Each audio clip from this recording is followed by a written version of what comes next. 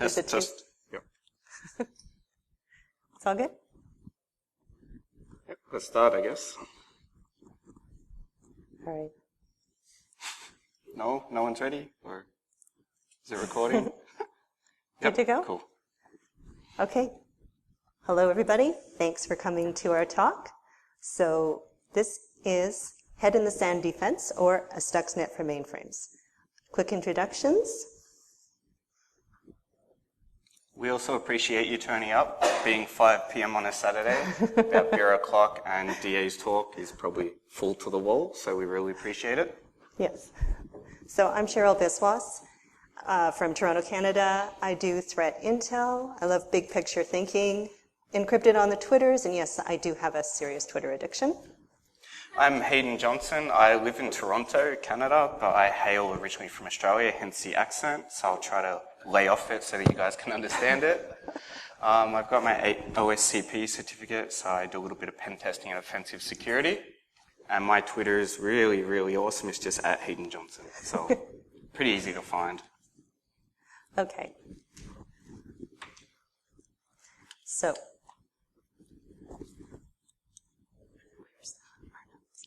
Okay.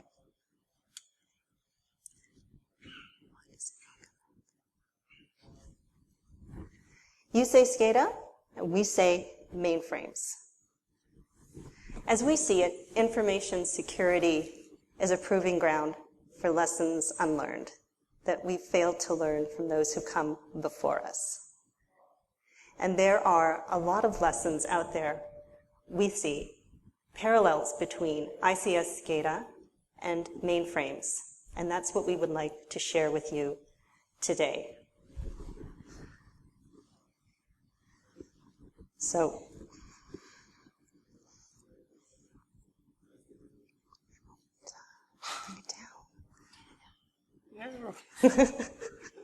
You might want to drag this up.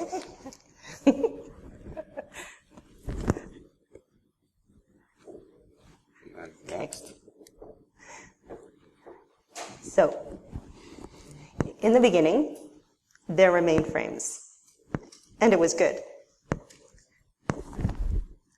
Then came SCADA, and that was good too.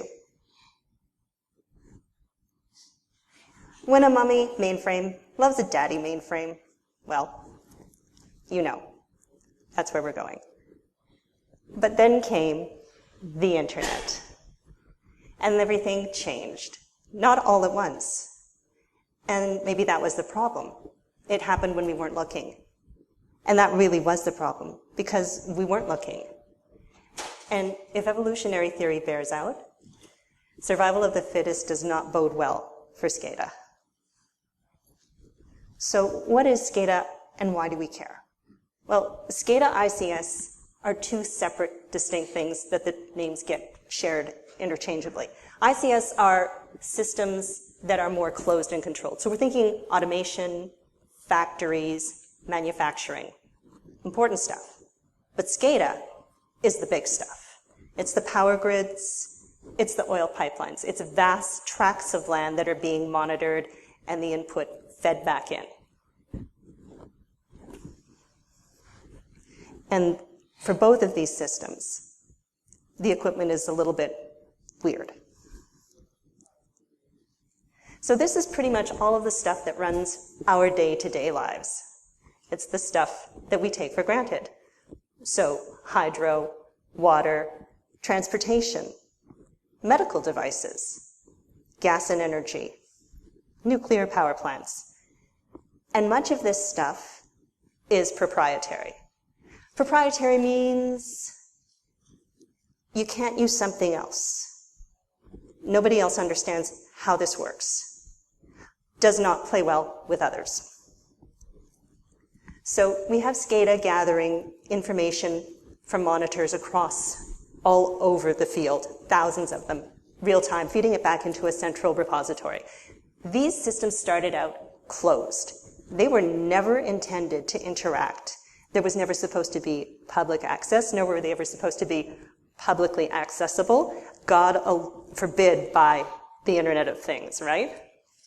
There are a lot of moving pieces, most of which are proprietary. does not play well with others. Which brings us to mainframes. Right? That's what we think of with mainframes. But mainframes, blinky lights, lots of buttons, that's just an overpriced IDS system. That's not a mainframe. Contrary to popular opinion, mainframes are neither obsolete nor impenetrable. They're designed with security and stability in mind, and they handle our most valuable resources. They look after finances, government records, money. The bottom line is they handle the bottom line. You can just ask the guys at Swift about that. So yes, mainframes are not your grandma's mainframe. Big iron handles big data in a very big way. They're built to last. They are the definition of reliability. And they're ridiculously powerful. They process massive numbers of transactions at incredible speeds. Think Wall Street, right? So these systems are not allowed to have any downtime, which is why nobody touches the mainframe. So let's play a little matching game here. There are some pretty remarkable parallels between the two systems. Let's see just how they match up. Well, the culture, for sure. Keep to ourselves. We speak our own language. Don't ask, don't tell. A lack of pen testing and active defense, because why would you do such a thing? The perception that these systems are secure because they're different and they're air-gapped, right? So they're cut off, right? And they're built to last because the equipment out there is 30 to 40 years old and it is expected to last that long. It is run to failure. If it's not broken, don't fix it. Don't patch it. Don't touch it. It's closed off. There's no sharing, limited disclosure. Show and tell does not happen here. Yeah. So we know that history repeats itself. And we don't really have to look far to see how this applies. Thanks to the BYOD and IoT culture, we really do fail to learn from the mistakes of others. And we now have a culture that embraces the concept of bringing your own shit into your organization. And that's because these are the buzzwords of today. Innovation, woo, and disruption, yes. So, I see a SCADA. What have we learned? Well, nobody considered the security implications. Oops, I skipped a little bit, didn't I? Where is that? So we have all new attack vectors due to a lack of security being built in from the ground up. And we have all access control within the organizations. And that's compounded by Internet of Things, more devices that have holes. And the scary fact is we are just not getting the simple things right. So we have weak passwords, hard-coded passwords. We've got unencrypted hard drives. We've got all-idiot access, and God forbid that we should patch.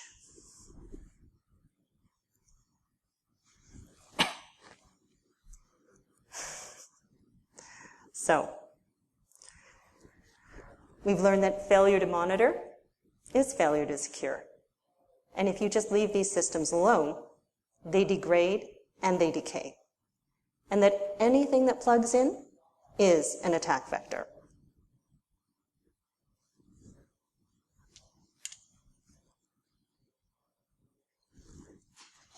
So this was really interesting. Back in 2013, a fellow named Eric Byers asked another guy, Bob Radvanovsky, about Project Shine, something he was working on that would shine a light on just how many things were getting connected without asking first, by using everybody's favorite search engine, Shodan.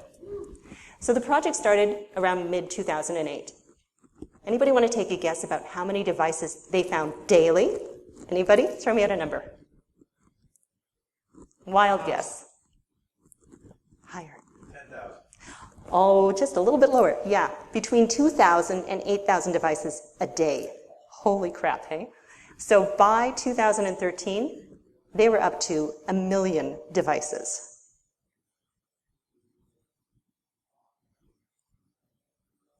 And some of the more interesting things they found were giant dump trucks and crematoriums online.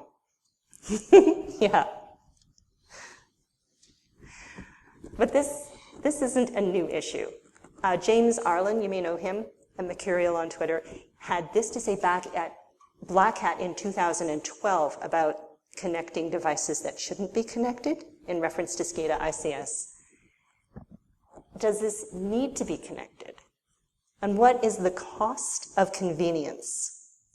And maybe most telling, that the greatest threats are humans, because oops happens. So think bigger.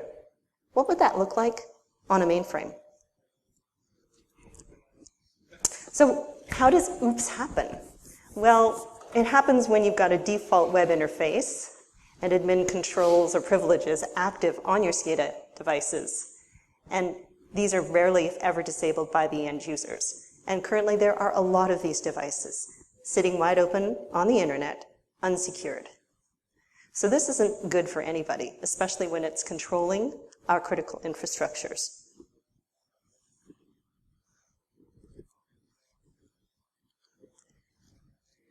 So, oops. To reference, why aren't we seeing more of these attacks? Chris Sistrunk is an expert on SCADA, and he gave a talk last year at DEF CON about NSM, or Network System Monitoring. And if you are on the Twitters daily, you'll probably see some pleas to monitor these systems, because it is not happening. And as Chris is going to point out, the lack of systems monitoring is a huge problem within SCADA ICS. And if you're not looking for evil, how are you going to find it? He also goes on to highlight this point, that there's very little targeted attack data on ICS systems. But that doesn't mean that there aren't targeted attacks. We already know that the attackers are living within the networks. We have the recent case in point of the attack on the Ukrainian power grid. And now we've got Stux Redux, or Iron Gate. Does this sound familiar? It will if you live in the mainframe world, for sure, because IBM holds these vulnerabilities very near and dear to its heart. It does not reveal this stuff. And you don't know what you don't know. Okay. So what are some SCADA attack vectors? Most likely, these three that we show you'll not have heard of. First, let's go through some of them. They're common or uncommonly known. Yes, I use those words in the absolute wrong context. So this one is pretty cool and right at home for most of you in the USA. The CIA created Trojan that caused the Siberian gas pipeline to explode. Now, before we go too deep into it, it's not confirmed. It's rated as likely, though, according to the At the Abyss book, written by a senior US national security official. So their basis on truth and non-truth is a slippery slope.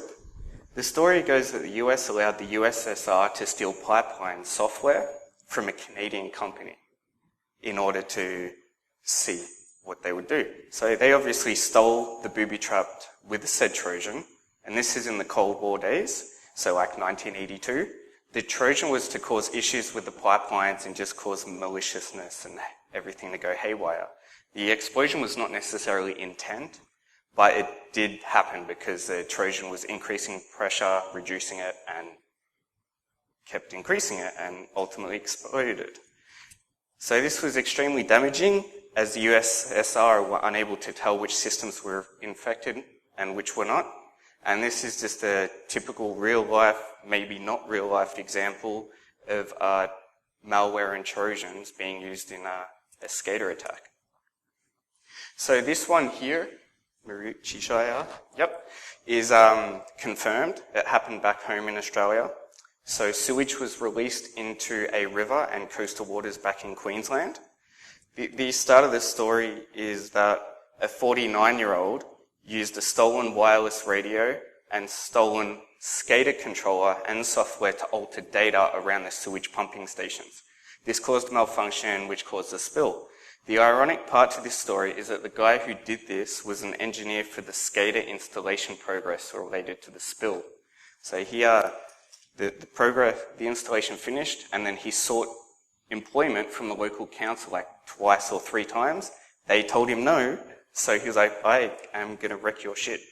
So stolen equipment and SCADA attack vector in Australia can lead, to attacks, which can also happen to mainframes. Now, another glorious attack vector is social engineering. We all love social engineering and know human element is the weakest. So in this story, multiple attackers conducted an advanced social engineering attack to gain access to the company network and then pivoted to the control system network. This resulted in an incident where a furnace could not be shut down in the regular way, and the furnace was in, quote, undefined condition, end quote, which resulted in a massive damage to the whole system. So I guess the furnace exploded or something like that. But social engineering is another example for SCADA, which could just as easily happen to mainframes. Now, air gaps. We all know air gaps are the be-all, end-all of security safeness. Cut them off from the internet, cut them off from the network, they're good. Secret air gapping. Computers are considered safe and are chosen unhackable. Well, air gaps have been jumped. And yes, it is very true. The technique to do this was originally designed for underwater communication using near ultrasonic frequency. So, it's quite advanced and it actually works. Remote key logging is used for multiple hops, and SCADA is not safe to air gaps, and thus mainframes being very similar in networking would be the same. But what it really comes down to, the best vector of them all is social engineering, because the human element will always be the wild card. And seriously, if it has code, it can be attacked. And there are attacks. Yes, Virginia, there are attacks for mainframes. It's air-gapped until it isn't. So mainframes are not vulnerable, right? Well, IBM and others would like you to think so. The attack data, the vulnerabilities, the CVEs, they're lacking in this area. So we know if there's nothing there, there's no problem, right? But you don't know what you don't know.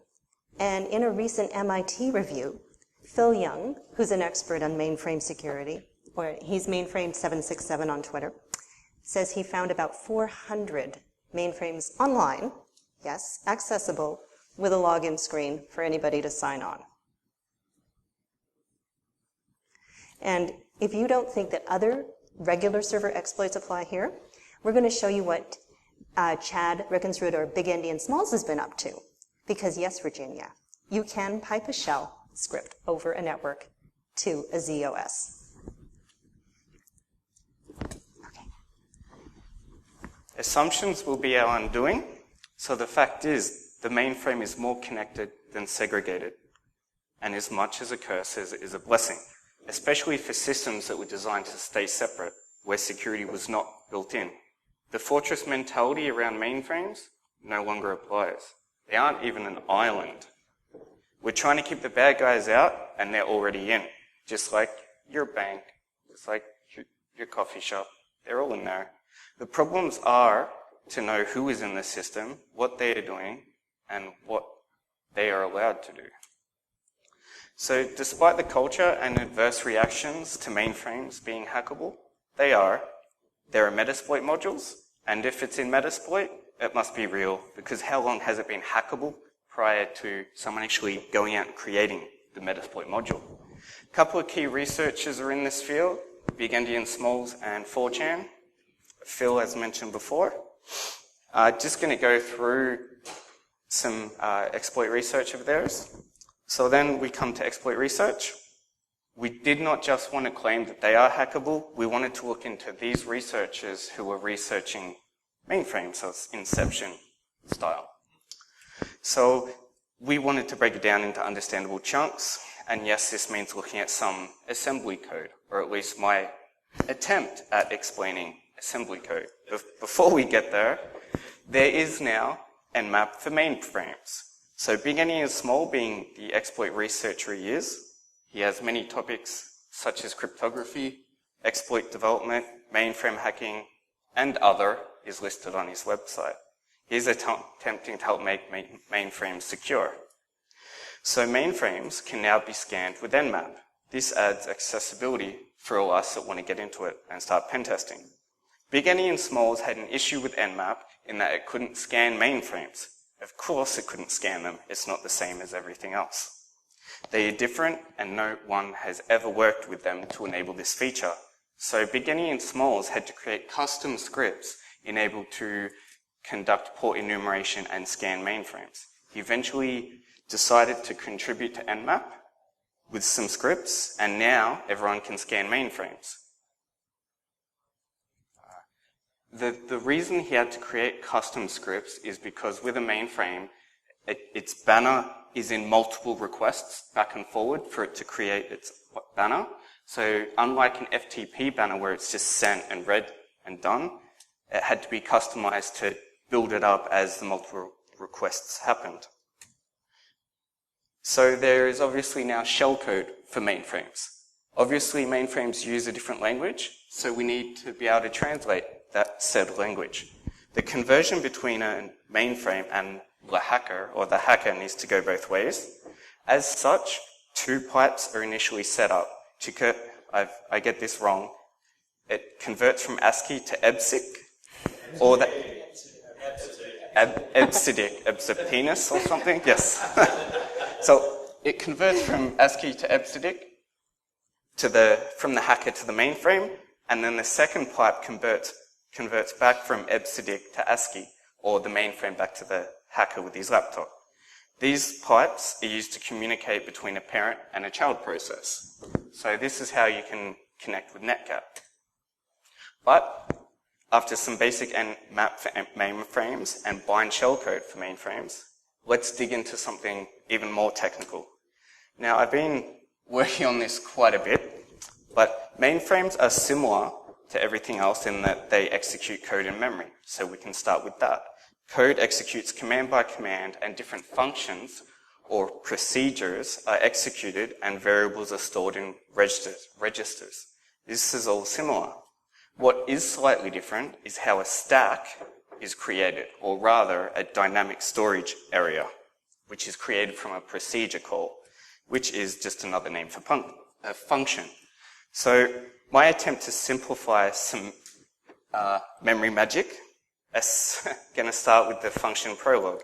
A stack has a function prologue and epilogue, which is just a fancy way of saying the stack creates a memory, allocates memory for a function to execute, and then cleans that memory up when the function has finished.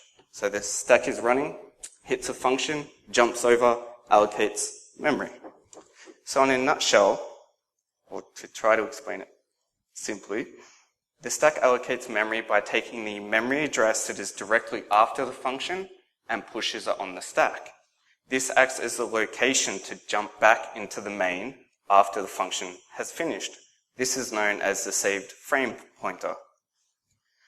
The base pointer, the EBP register, points to this new saved frame pointer in the new stack, being the bottom address of the new stack.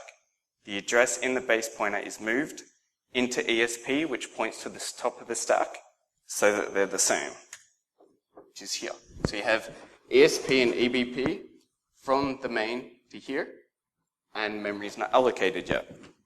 So now that the stack pointer and base pointer both point to the same address, that we need to subtract it to allocate memory. And this has created the stack for the function to run. So the stack's created, memory can run. To break it down, so once a function has finished all it needs to do, the stack is cleaned up by the stack pointer collapsing to the base pointer and returning back into the function. So ESP is added, and it jumps down to the bottom of the stack, and then they return back into main. This is different to mainframes. Allocation of memory is different. Instead of having a procedure epilogue and prologue like the stack, it actually has a dynamic storage area prologue. This is because the mainframe does not use a typical stack, and it's dynamic, so it's more relatable to the heap.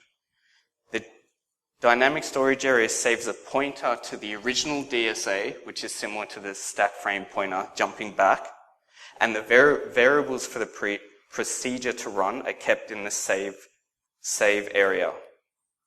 It's just a technical explanation, or at least an attempt at me being technical, to help understand that the memory for mainframes are different to normal memory, and thus will require different ways to exploit it.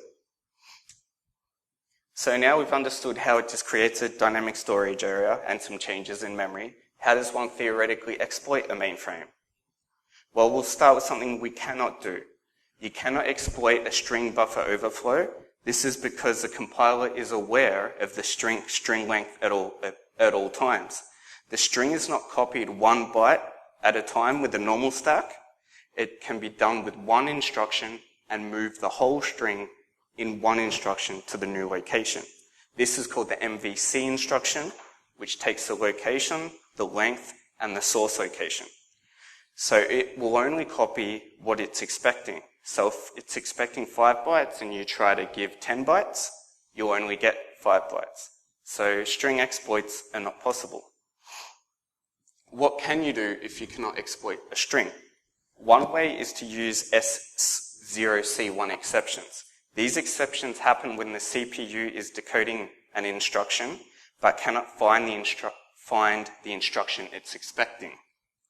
So when this happens, the program has attempted to branch to a different area of memory containing data, not instructions. So similar to a buffer overflow in a stack, where it's executing your data instead of a memory location, or your A's in that. So, did I skip? This generally happens when addressing an array with an index larger than it was allocated with. So an index of 6 will overflow an array of 5. However, this does work with arrays. So overriding the array will write into the next level dynamic storage area. This happens because DSAs are stacked on top of each other, and the first program on a mainframe is typically DSA level 0. And the idea is to overflow the DSA above and write into that with the code we want. So that whenever another procedure jumps to the lower DSA, it executes that procedure and executes our code. So it's similar to a buffer overflow, but in arrays, not strings. But we cannot write into DSA 1 because the return pointer points to DSA level 0. So it's just going to return and not work. But we can use DSA 2 and levels that are higher with that. Another caveat is that writing to the address higher than the top of the array is writing into uninitialized variables. So if we used standard arrays and then we write into them, they're uninitialized. So when the code executes, it's just going to overwrite our variables.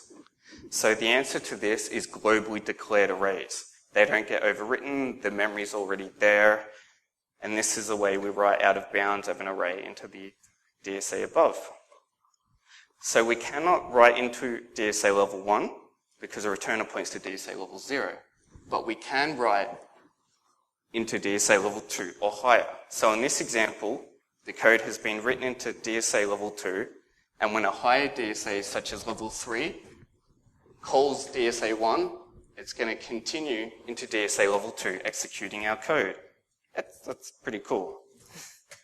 So what does that show us? That shows you how insecure the machine code is, because there's not much security control around it at the memory level. But it gets worse. Mainframes do not have advanced memory protection. So you do not need to use advanced memory exploits such as ROP, or return object programming, and choosing different little bits of library memory to execute the code you want. There is no dep, and or ASLR protection. But the good thing for us is that it's accessible to you. Mainframe hacking. It is. Let's dig in to an FTP exploit from Big Endian Smalls. Exploit mainframe /FTP JCL creds.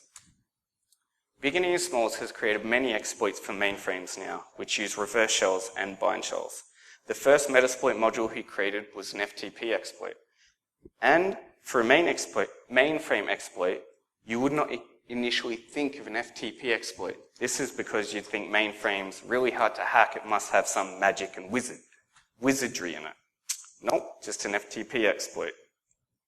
Again, we do not learn from history, and the hackers go for the low-hanging fruit, which is exactly why he chose this FTP exploit. To explain it pretty simply is that the FTP exploit is set up like any Metasploit module. Its architecture is CMD, which means that according to the framework, it executes a command that you give it, or executes a command to give a shell. Now, its platform is obviously mainframe, so it uses the mainframe payloads. It requires credentials in order to upload a file, and Big Endian Smalls has enabled verbosity and FTP debugging in case the exploit doesn't work. The Metasploit works by checking the file, the banner that it receives, just like an FTP exploit, and if the banner is correct, it logs into the FTP application and uploads the shell. So it checks for the string successfully switched to JES mode, as in to upload the file. The file is uploaded as a job, a JLB, and executes. The FTP exploit has a tester payload, which simply returns 0. This is just simply to check if an exploit is actually possible before you delve into too much. If you're a researcher, you want to start with the simple things and make sure each step is working. A reverse shell can also be used. This again translates EBCDIC to ASCII, just like the Big Endian's blind shell code as we showed previously. So he has a few good payloads. Now, what's funny is that Big Endian Smalls created customized Metasploit payloads for mainframes. But now, somehow Metasploit has allowed it to use generic payloads. This means you can begin exploiting mainframes. And it's all in Metasploit. So if you're a script kiddie, you can go at it. And that's the power of this community, that we have those people making it available, and we really need to grow in that area. So that brings us to our wild idea. What if there was a Stuxnet for mainframes? Because there sure as hell was a Stuxnet for SCADA ICS. And like all the great stories, it begins with, once upon a time, there was a USB drive. Now, as we know, people love to stick things into things that they don't belong, regardless. And so that sequestered network idea, yeah. Because once it's in the system, malware is going to spread. It's going to spread like that cold your kid brought home from the grade 2 class. And this is what we have to understand about APTs, ransomware, and the evolution of malware. So these are the lessons from Stuxnet. Have we learned them? Let's do a review. Okay, so Stuxnet is a fantastic tale of rootkits, infected USB drives, and obfuscation at a mass level targeting an ICS SCADA system. It was a masterful breakdown of trust. Trusted certificates that we held as absolute and valid. But this was the attack that advanced the game farther than anybody ever thought possible. Stuxnet's filled with sophistication. We've got worms. We have air-gap security being bypassed. We've got advanced persistent malware that can phone home. It can evade detection. It can erase its tracks. And it only uploads when it identifies the right time and place. So we've got huge learning in here about our perception of defenses regarding air gaps and isolated sequestered systems. Here's what's key. Stuxnet was so complex it wasn't just a virus, and it's not cybercrime. It's too sophisticated. It was rooted, quite literally, in a far bigger purpose, at the nation-state level. So yes, the threat is real. In December 2015, the Ukrainian power grid was attacked. And that was a huge wake-up call. It showed us the inherent vulnerability of these systems, and that yes, they are definitely targeted and will be attacked. In this case, it was Russia. But there's a lot more talk about cyber attack being part of the new hybrid warfare. And the US government is taking this very seriously and looking specifically at defending the power grid. Then in March this year, we had the first case of ransomware attacking a power grid on US soil. In Michigan, the Lansing Board of Power and Light was hit. Now, while Power maintained, their other services were affected. Again, this is a huge wake-up call. Must be DA's talk. I'd like to say that ransomware and SCADA are two words that should never be used in the same sentence. So now in June, we've got the discovery of customized malware against ICS SCADA systems, specifically ICS, and that's IronGate.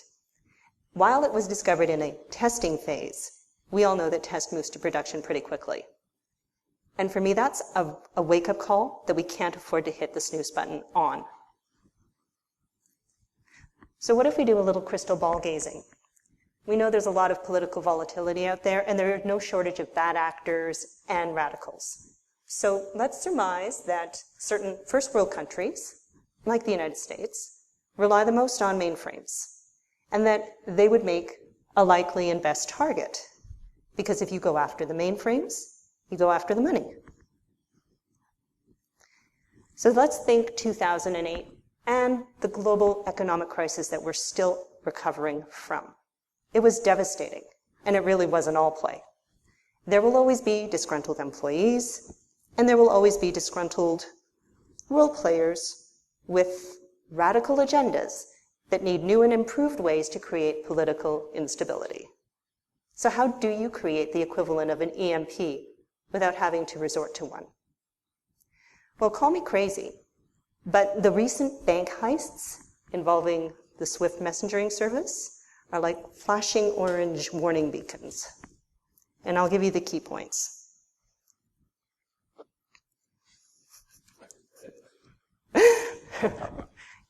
All right, well, first of all, we've got attackers in the system, persistent and undetected.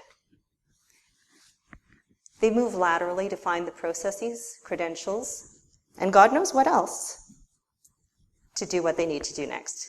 Is this sounding familiar, like a broken record? Yeah. So they construct a very sophisticated attack that lets them gain the control they need to access SWIFT, a secure and segregated messenger service. Like ICS and SCADA were secure and segregated. Like mainframes are secure and segregated. Right now, a lot of factors are pointing to a particular organized crime group, the Lazarus Group, as being responsible. I will say that, from my vantage point anyway, organized crime groups have a lot of freedom to maneuver. They set their own agendas. They're volatile and unpredictable. And there's something that we have to be careful of because they can choose to partner up with a nation state. And this goes up a whole new level because then it's no longer just about the billions. It's all about control. So cyber warfare is a thing, and we've got the proof of the damage that can result. Our systems are similar to what existed in Iran at the time of Stuxnet, and also into the Ukraine. These were not terribly run-down systems. We've got the same core problems of insecurity. And there are enough sources, countries, players out there vying for control or influence, or just who wish to reset the current political balance of power globally. Our crystal ball can't tell us who is going to make the next move. All we know is that there will be one. And here's my worst case scenario. Ransomware on the mainframe. Not your garden variety, but the stuff we've been watching trend very carefully since the beginning of this year and a little bit beyond that.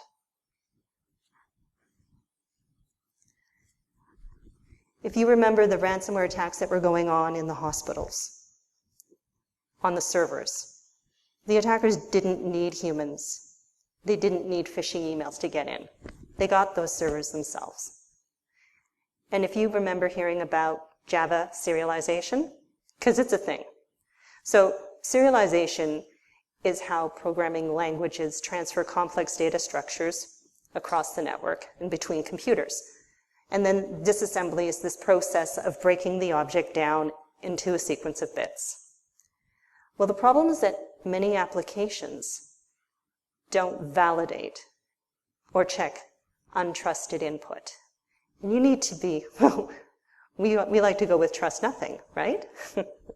Unfortunately, our systems haven't been programmed to do the same. So before deserialization, the stuff gets in and it's not verified or checked. So we're putting Humpty Dumpty back together again at the perfect point when you can also add the bad stuff. JBoss A7 runs on ZOS. And this stuff has infected that whole layer of middleware. And middleware is on the mainframes. There are untold thousands of unpatched systems out there running older versions of JBoss. And these are vulnerable. And they are everywhere. It's not just the hospitals. It's all over. It's in the critical infrastructure. So there are remotely executable exploits against some major middleware products. Some of those are WebSphere, WebLogic, and Jenkins. And there's a few Metasploit modules for them. So welcome to the ransomware of the future. And at the rate that things have been evolving, the future is now. As described by our friend at DA667 and some of the bright minds at Talos, this is what we fear the most. So we're talking self-propagating ransomware that can move laterally through the systems to help itself to whatever it needs, like the attackers did in the Ukraine, and like the Lazarus group has just done. Only ransomware doesn't take, it destroys. So we've got the centrifuges being destroyed by Stuxnet in Iran. We've got the power grid in the Ukraine actually breaking physical connections as it was shut down. Imagine the impact on a mainframe when all of the processes lock up and it tips over and it comes to a dead stop.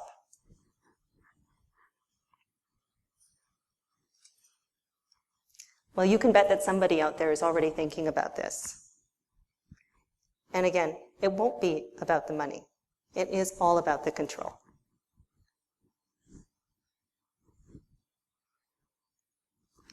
So yes, you can hack the Gibson. And yes, you can jump an air gap. And yes, if it happened once, it sure as heck is going to happen again. So it's time for us to get our heads out of the sands and get our asses in gear. So we're here to say that history does not need to repeat itself again, not when we know how dire the consequences could be. SCADA has given us the lessons that we need to learn and now apply to mainframe security. Question is, will we do it? So thank you everyone for listening. If our discussion on mainframes has intrigued you or made you worry, that's good. I just wanted to put some links if you want to get your feet wet. So some researchers to research is bigendiansmalls.com. Extremely hard. Mainframe767.tumblr.com. And there's a great PDF on mainframe assembly if you want to dig really down into the lower levels and binary. Just ignore the locally HTTP. And then I asked those guys how you can get wet. And Big Any and Small said, buy one legally from IBM if you have thousands, tens of thousands, maybe not good for a student. But Fortran listed some URLs that have virtualization software. Now that's great, but you've got to understand that it doesn't have the exact same hardware as an IBM mainframe will have, but it's a good starting point. So if you guys want to look, the URLs are there, and we will post the slides. And thank you very much. Thank you.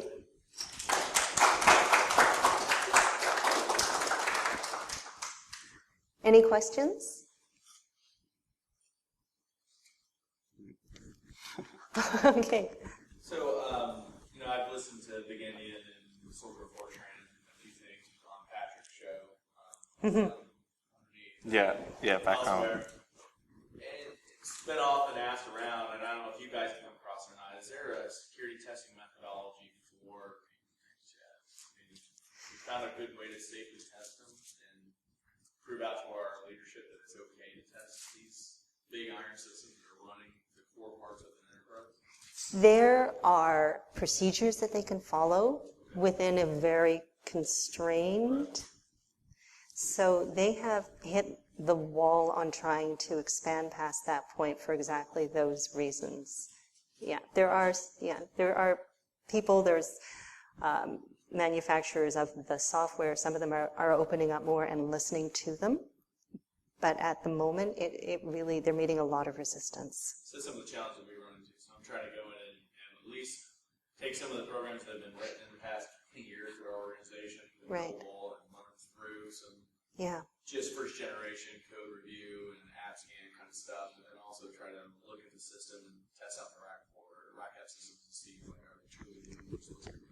Yeah, they're finding that, I spoke with Chad very recently, and I was also at SHMU, and we tried to speak at length about it, because trying to get some serious, having the bug hunting framework around it would be really excellent.